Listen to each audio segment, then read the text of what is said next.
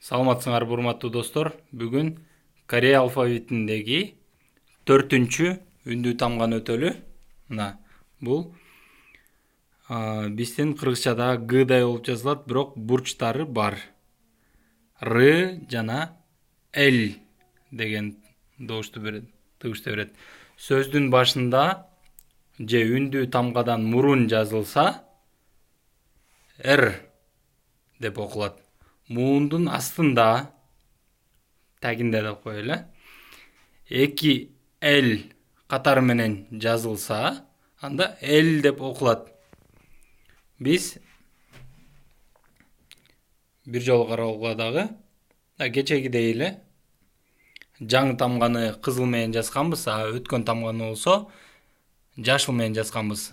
Эң биринчи сөз бул сөздү азыр билбеген деле адам жок болуш керек. Рамён.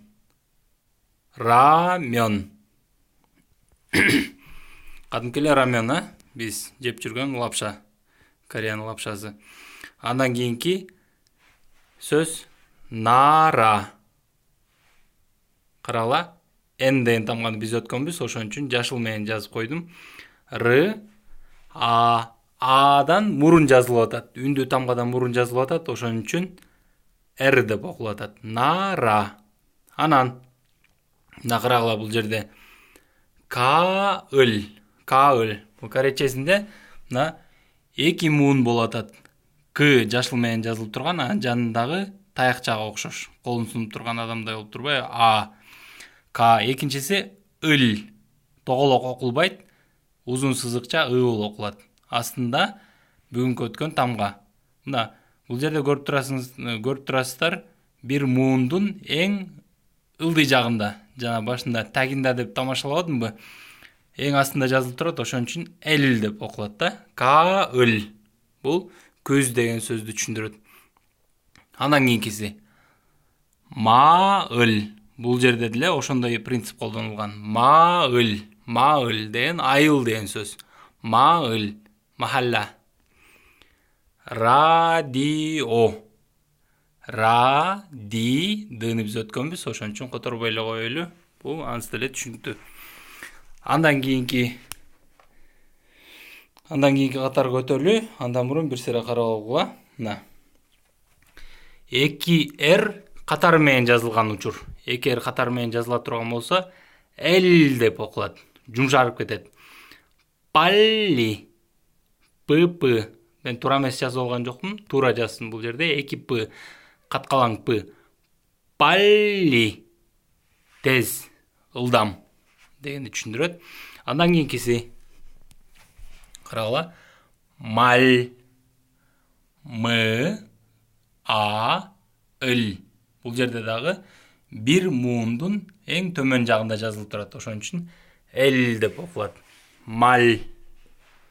2 сөздү түшүндүрөт. Биринчиси сөз, мал.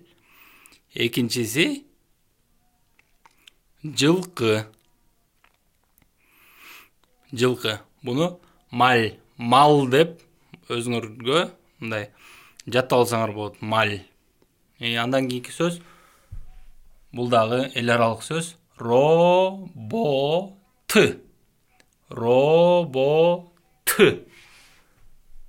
Робот.